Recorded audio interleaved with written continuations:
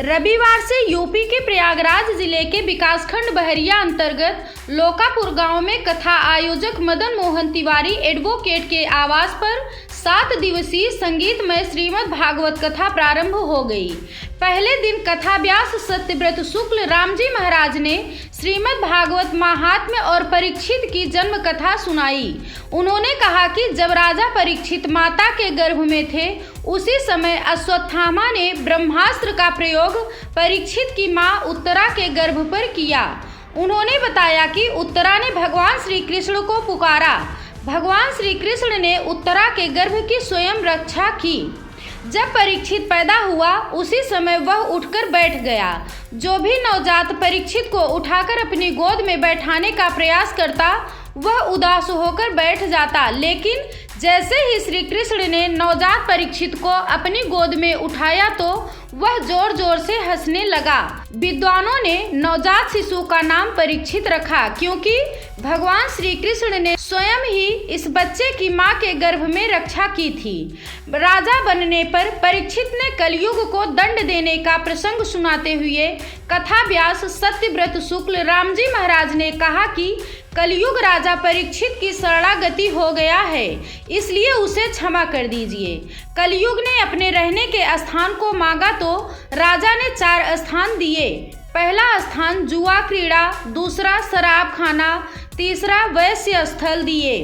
तीनों स्थानों के बारे में सुनकर कलयुग ने राजा परीक्षित से कोई अच्छा स्थान प्राप्त करने को कहा। इस पर राजा द्वारा भूल से उनके मुख से चौथे स्थान का नाम सोना निकल गया। कुछ समय पश्चात राजा ने अपने पूर्वजों के मुकुटों को देखना चाहा तो एक मुकुट बहुत सुंदर था जिसको धर्मराज युधिष्ठिर ने छिपाकर रखा था। यह मुकुट जरासंध का था जिसको भीम छीनकर लाया था। राजा ने जैसे ही उस सोने के मुकुट को पहना कलयुग उसकी बुद्धि पर सवार हो गया। राजा जंगल में शिकार को खेलते हुए जंगल में स्थित समीक ऋषि के आश्रम पहुंचा और अपना स्वागत करवाने को कहा। ऋषि समीक ध्यान में थे। राजा की बुद्धि बिगड़ गई और उसने एक मरे सांप को ऋषि के गले में डाल दिया। ऋषि के पुत्र को जैसे ही इस बारे में पता चला उसने तुरंत राजा को श्राप दे दिया कि सर्पों का पूर्वज तदाक सर्प तुम्हें 7वें दिन मार डालेगा।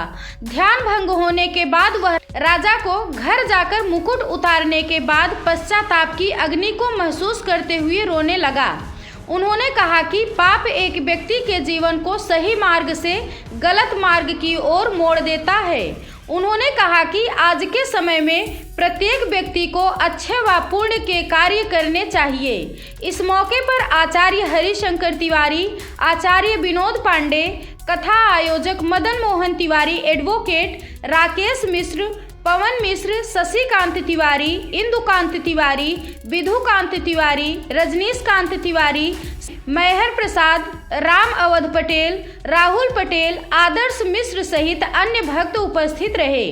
प्रयागराज जिले के बहरिया से प्रयागराज 24x7 न्यूज के लिए राजेंद्र कुमार तिवारी की रिपोर्ट।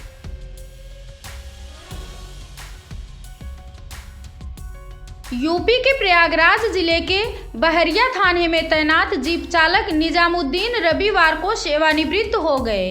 इस उपलक्ष्य में शनिवार को शाम थाना अध्यक्ष बहरिया रमेश कुमार सिंह की अध्यक्षता में एक विदाई समारोह का आयोजन किया गया।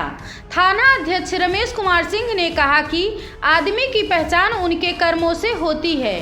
उन्होंने कहा कि हमारे थाने में जीप चालक रहे निजामुद्दीन के व्यवहार का हर व्यक्ति कायल है। निजामुद्दीन हरदम अपने कर्तव्यों के प्रति सचेत रहे, कभी किसी को शिकायत करने का मौका नहीं दिया।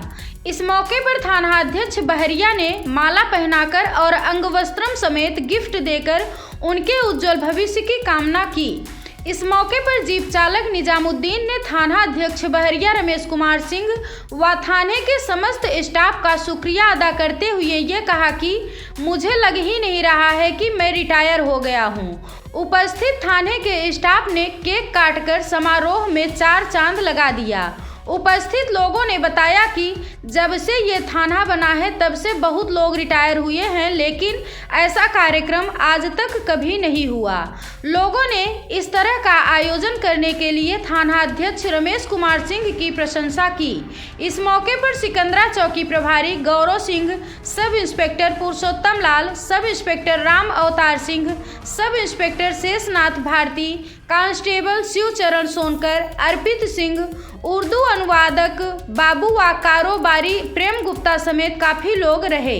प्रयागराज जिले के बहरिया से प्रयागराज 24x7 न्यूज के लिए राजेंद्र कुमार तिवारी की रिपोर्ट।